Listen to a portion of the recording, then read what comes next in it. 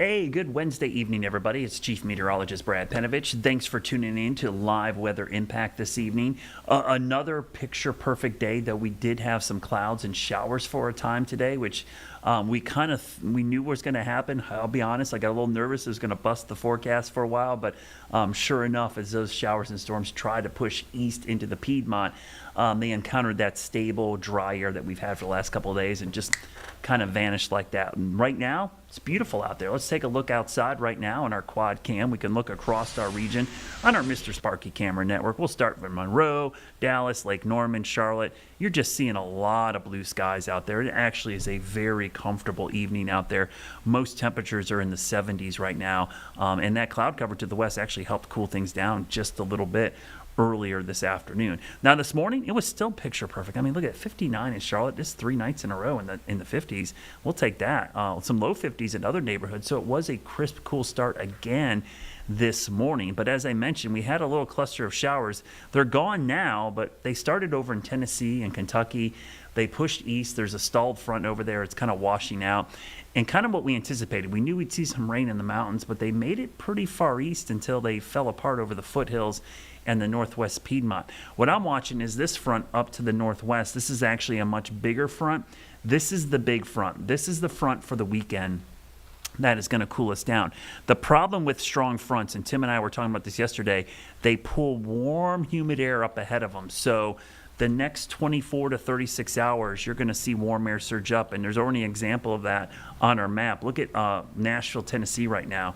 It's 89 degrees. I mean, so we've got hot, humid air ahead of this front. So what happens is these fronts move down. The flow is southwest out ahead of them, and so you start to see warm, humid air surging up this way as the front gets closer and closer. So that surge of warm and humid air will start to be felt tomorrow, really ramp up on Friday, and by Saturday, it's just going to be kind of steamy. So tomorrow, 86. That's the hottest we've been in a while, but that's actually close to our normal high for this time of year.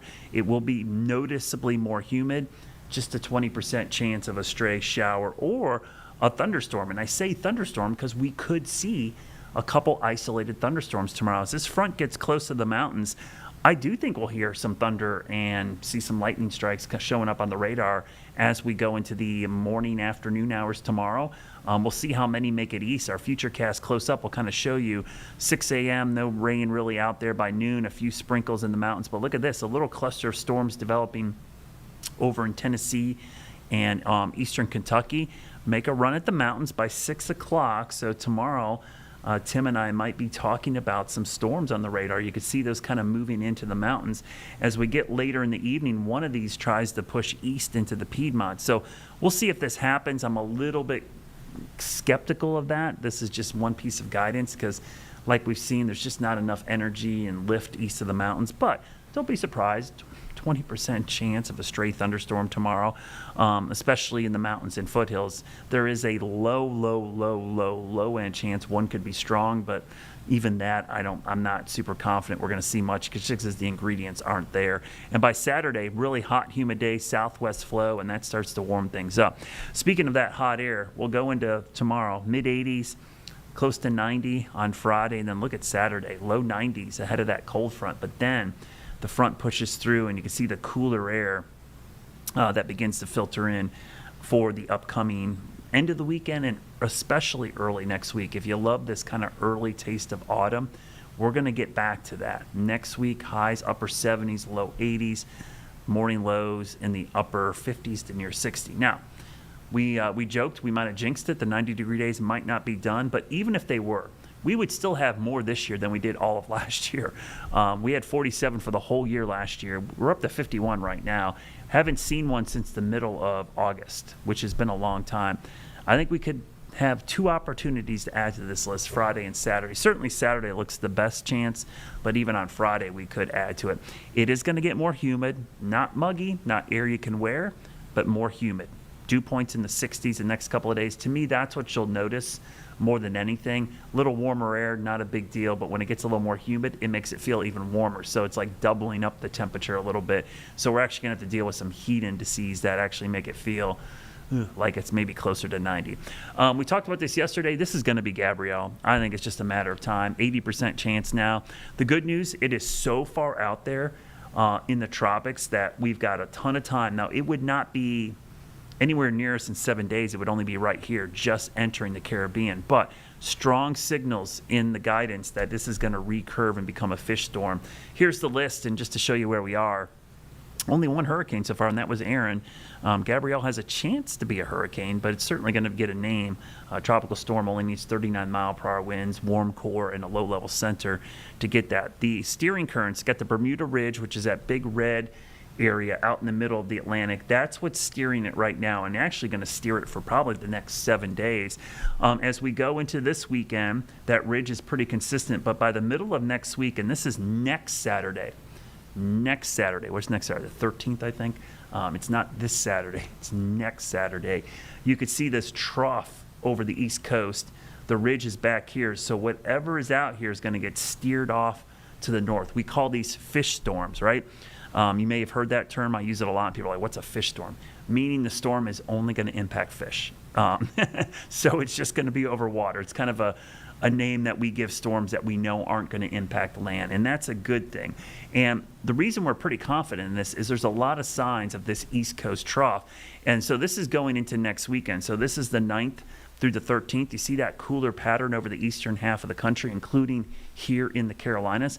If we're going to be cool and have cold fronts coming down here, we're not going to get tropical systems. The same mechanism that keeps us cool and fall-like and brings cold fronts down here is the exact same mechanism in steering currents that keeps tropical systems away. So there's a lot of evidence that that's going to be the case. So the weekend forecast, it's never too early to look at the weekend, especially here on a Wednesday. 91 Saturday. We got a lot going on. 2 home games for 2 of our local D1 teams. Also, Charlotte Sept has their home opener. We'll keep an eye on the storm chance. Definitely going to have some lightning risk on Saturday. We'll have to keep an eye on 80 on Sunday. But when we look at the 7-day forecast, you can see probably a 3-day stretch of what I would call hot or humid weather for Thursday, Friday, and then into Saturday. And then next week, here comes autumn. It returns. Typical September. We get a little heat and a little bit of fall. That is normal for September. And for those asking, I had some people, we actually had a text on this, Jeb. People thought we screwed up the App State Charlotte logos. Okay, here's the deal. They both have home games. They do not play each other. Yes, I am aware they played last week. So our policy here at WCNC is we'd like to put the D1 football programs, their home games, on our 7-day. Last week, we only had the C for the 49ers because that game was technically a home game for them. This week, I think App State plays Linwood, which I have never heard of before, Jeb. Is that a D2 school or subdivision school? I don't know. I've never heard of it. But they play Linwood at home, by the way, at 3:30. And Charlotte, the 49ers, play the Fighting Bill Belichick's from UNC. They're coming down here to play at Charlotte, which should be a really interesting game. Should be a close game. Yeah, I think that's going to be a telling game. I watched Charlotte last week. It's always tough. The first game, we could probably talk college football this whole show, but first game of the season is always tough. There's no preseason in college football. You got young kids. It's their first time playing. So sometimes there's a lot of change from the first week to the next couple of weeks. So we'll see what happens. But I just wanted to clear that up because we had somebody text and say, hey, you got that on the wrong day or you kept it up from last week. No. They both have home games. They just don't play each other. It just was ironic that they played each other last week. So coming up after the break, we're going to be talking hummingbirds, one of my favorite subjects, which is pretty cool. We're going to be talking volcanoes, another favorite subject of mine, and we'll talk about this cool pattern, which we've had for a while. But that's coming up after the break.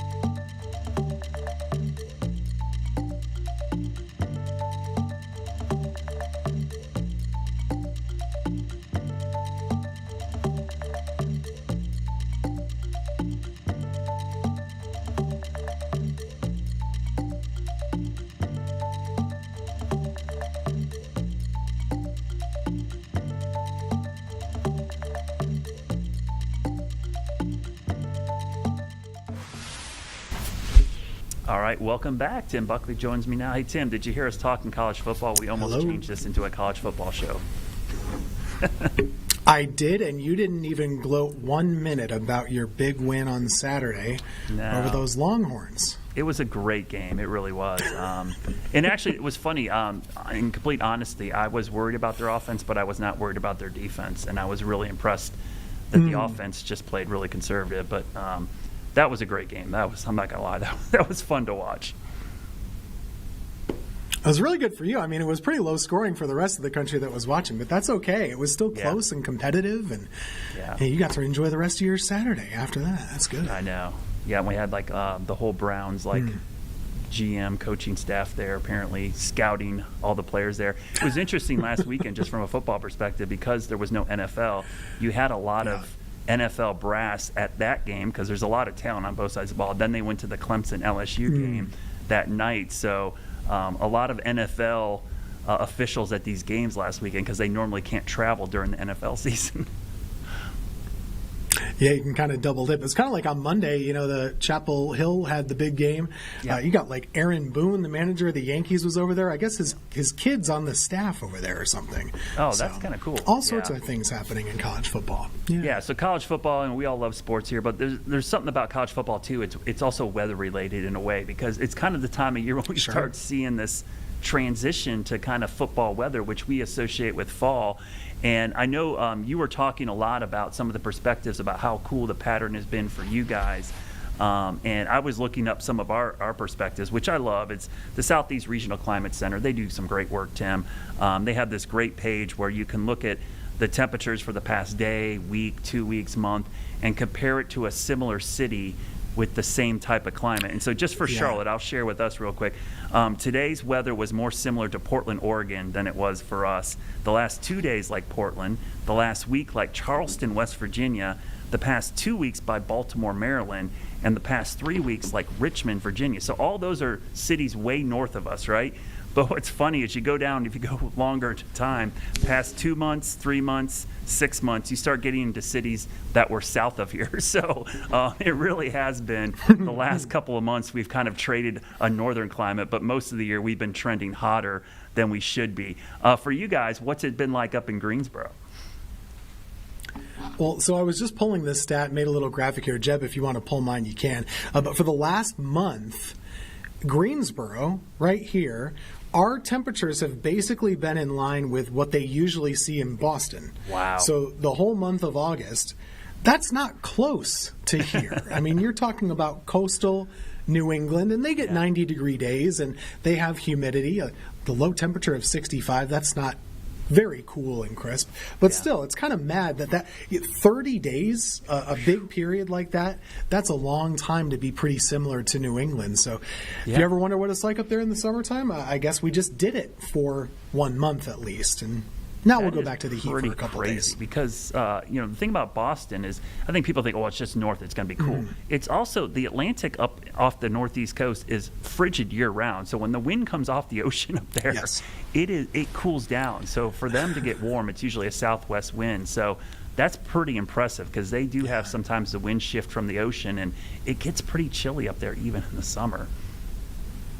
There's nowhere worse to spend a spring than Boston or Maine, maybe Maine. But you get in that springtime, everyone else, it can be like 75 degrees inland Massachusetts, and you get that stupid ocean breeze that comes in and you get knocked down to 62 real quick, or 57 even, something like that. Yeah, it reminds me growing up in Northeast Ohio when the Cleveland Indians, now the Guardians, used to play their home opener. I would drive up from Columbus, and it would be like in the 80s, but because the lake sometimes was still frozen over, or it was like in the 30s, the wind off the Lake Erie, it would be like 40 degrees at that game. It would just be frigid. And I had a roommate who was a big Yankees fan, and we went up there to watch him play the Yankees, and he had shorts and a T-shirt on. I'm like, what are you doing? He's like, it's 80 degrees. I'm like, it won't be up there. Trust me, when you get up there, it will not be 80 degrees. So yeah, that water has a huge impact on the local temperatures. It does. It's the biggest driving force in weather is water, right? The oceans matter. The Great Lakes, we're big on Great Lake awareness on this program, having both grown up there. They matter. Any sort of body of water can have an influence on the weather, and we know that in the Carolinas with the Atlantic, too. Yeah, absolutely. And speaking of the Atlantic, I want to touch on the tropics because we are in the peak of the season, and the Carolinas, obviously, we're very aware of everything we're watching out there. I want to bring up our graphic here showing our tropical wave out there. And as we thought, Tim, yesterday, up to 80% now. So it's looking like this is going to be Gabrielle. But I will say this, it does look like, and again, I thought maybe we'd have it as an invest by now. I'm surprised it's not, especially now at 80%. But some of the ensembles, all of the long-range guidance from our global models, all of them are pretty consistent with recurvature, Tim. So it's encouraging. Plus, in my forecast, I was mentioning this too. We have another trough coming down next week for the East Coast, which should keep us cool. But that's also a good sign to keep this offshore because a trough on the East Coast is going to steer this thing away from us. You do want that. You do want something to be able to kind of flip the flow and curve it away. So either a trough or the high pressure being, a little bit in the middle of the Atlantic rather than building over our way, the ridge. You don't want that ridge to be too far to the west. But yeah, Brad, we don't really have the spaghetti models just yet to show you that model spread or disagreement. One of the things that's still surprising to me is just how far away it still is and how slow it's going to be. I mean, we can look at 10-day computer models, and these things are still not quite to where we're going to be. So it's a long, long way away that we're going to have to track this. So I can't see. Is that the Euro or the GFS you got there? Yeah, so if you take my camera, Jeb, I have something pulled up on my PC. I know it doesn't look the prettiest. Weather models aren't supposed to look pretty. But these are the ensembles from the long-range European model. There we go. So this would be where the system is right about now. Yep. But consider, this whole trek, that takes about 10 days. Wow. And we're not even toward the U.S. at that point. So this is a long way away, and we're going to have to be careful because if you get some of these tracks on the southern side, that's when some squirrely things can happen. But like Brad was saying, most of them are curving north. We hope that continues, and, we'll keep an eye on it. Yeah, it's a good sign. And one thing to watch is for the strength of the storm. The intensity of the storm can dictate how well it gets steered north or south. Weaker storms tend to stay further south. Stronger storms tend to recurve a little quicker. So intensity will be a big part of this as well. But as you mentioned, Tim, I mean, we got a long ways to go. That's a 10-day outlook, and that's just entering the Eastern Caribbean, Windward Islands area. So, there's a long ways to watch this. So it's one of those things where don't worry about it this week, but beginning of next week, we probably need to start watching it just to see where it is and make sure it stays out to sea. And who knows, by then we might have multiple tropical waves we're keeping an eye on as well. Always the pesky Gulf, you could have something perk up down there when we're not paying attention, especially with all these cold fronts coming down lately. Yeah, it's true. The change of seasons means hurricane season always has to be watched. And it also means lots of little fun birds are flying through the sky. I'm ready to learn a little bit more about these hummingbirds, Brad. I think it's super interesting. So Tim, complete transparency, I love birds, okay? And it's not a midlife crisis, Brad. This is something I have loved since I was a little kid. And I'll tell you, it's just a fun story. My grandma Panovich on my dad's side, she's from southern Wisconsin. They had a vacation house up in Wisconsin we go to all the time. And I remember as a little kid, she had one of those big, kind of bay windows in her kitchen, and she had a bazillion bird feeders, and she had the field guide to identify all the birds. And that was something me and my grandma did when I was little. Yeah. And it just stuck with me. I just love watching birds. I'm just very fascinated by it. So I've always had bird feeders in my yard. I've got, I got one of those camera ones, which every older person seems to have now. But it's addictive, Tim. I'm telling you, don't get one because you'll end up this. You'll watch this thing all the time. It's crazy. I do want one, actually. Oh, it's so cool. And with AI now, the thing will auto-identify all the birds for you, so you don't even have to look them up anymore. And you can collect how many species come to your backyard, so it's pretty cool. But one of the things I've always loved are hummingbirds, and I put my hummingbird feeder out every year in the spring, and I keep it out all summer. I'll be honest with you, this spring, Tim, I did not see a lot of hummingbirds, and I was a little concerned. I'm like, what's going on? Like, I didn't see very many. I heard from people on social media, like they didn't see as many. But something has happened here, and I'm curious if it's weather related, because in the last couple of weeks, my backyard is full of them. And this is the beginning of the fall migration of the hummingbirds. But what I think has happened is this cool pattern in the eastern U.S., which is the range for the ruby-throated hummingbird, this cool pattern might have triggered all of these birds to migrate at the same time. Okay.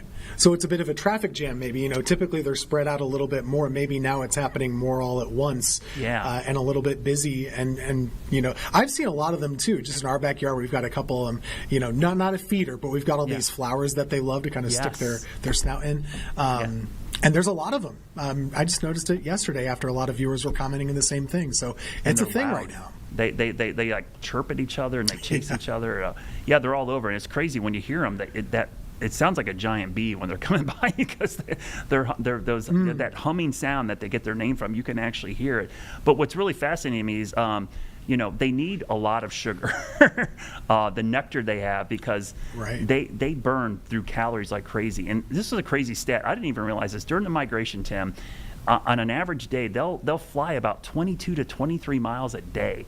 And so they need a lot of energy. Okay. So one of the things I was telling our viewers is they're all over the place. Keep those feeders out right now, because they need all that energy to get all the way to the south. And while I do have some flowers blooming right now, there's just fewer than there are in the spring. So it helps to have feeders in people's yards to help kind of supplement their diet a little bit.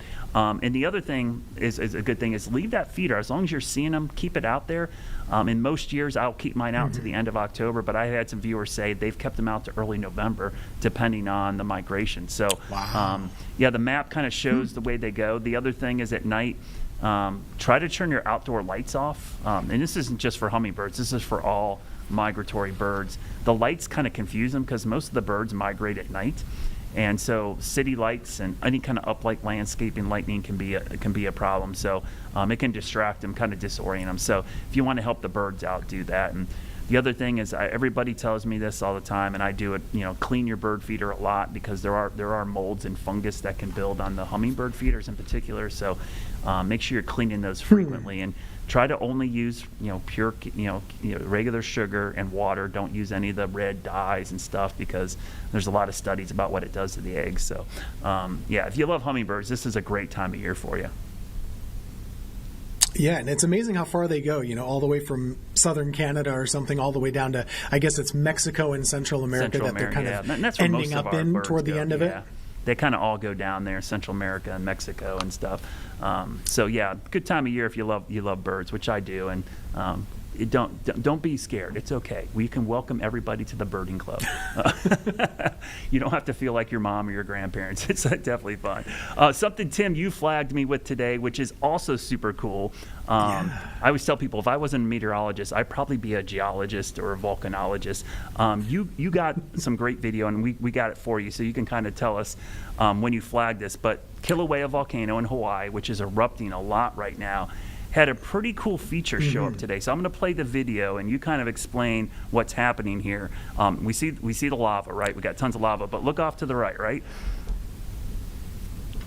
There it is. So just on the right-hand side, you should be able to see this tube of air, and it's really obvious right now kind of what's going on. You have what's happening is basically a whirlwind. Yep.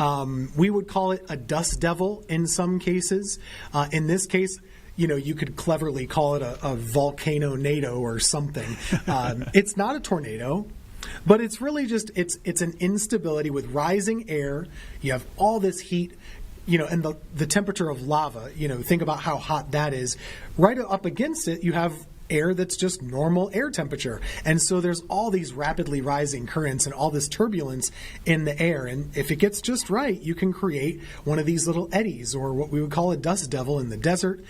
We talked about this a couple weeks ago here on this show, where we saw a baseball game that had just a super strong dust devil that spun up just like this. But this, I thought, was a really great example of it happening right near a volcanic eruption. You sometimes see this with forest fires. Yep. You can get this happening anywhere where there's rapidly rising air. You can get this to happen. But this is pretty cool video. Yeah. From the USGS, they said this happened yesterday at Kilauea, of course, which is really active at the moment. I'm not going to try and tell you what crater it's from because I can't pronounce it, but it is pretty impressive. When I was in Hawaii, those names are and tough. really beautiful. Yeah, and I mean, it's cool. We geek out about the whatever we want to call it, fire whirl, volcano whirl, volcanado, whatever. But let's look at the lava. That's a pretty good eruption, Tim. That lava is really, for Kilauea, which is always erupting, that's a pretty good eruption for Kilauea right now. Yeah, it really is. And so I haven't been following it maybe as closely as you. Is this continually going on really over the next, how long has this particular event been going? I know it's always active, but this actual flow I think is like a week old, and I kind of missed it when we were there. It's like you said, it's always technically erupting, but you really can't see a lot. When I was there, I didn't go to the Big Island, or I would have flown over there if there was an eruption like this, because you can get a quick plane and hop one island to the other. But yeah, if it was doing this, I would have been over there. I will also point this out. There is a hurricane in the Pacific that is about 7 days away from going towards Hawaii. Now, it's expected to weaken, but I think it's Kilco. I don't know. I can't pronounce it, but it's a Category 4 hurricane. Kiko. Which will be interesting. If this is still erupting, they could have a hurricane, or at least a remnant of a hurricane or tropical storm, hitting the same time this eruption's going on. So talk about crazy video. That would be interesting to see heavy rain in the crater at the same time that this eruption is going off. So a lot going on. That's why Hawaii is such a cool place, Tim. You got to go. They have every kind of desert. They got mountains and snow and volcanoes. It's just everything. That's pretty cool. All right, we're out of time today, as we seem to run out of time all the time really quickly. Thanks for joining us. Vanessa Rufus is coming up next. Stick right there.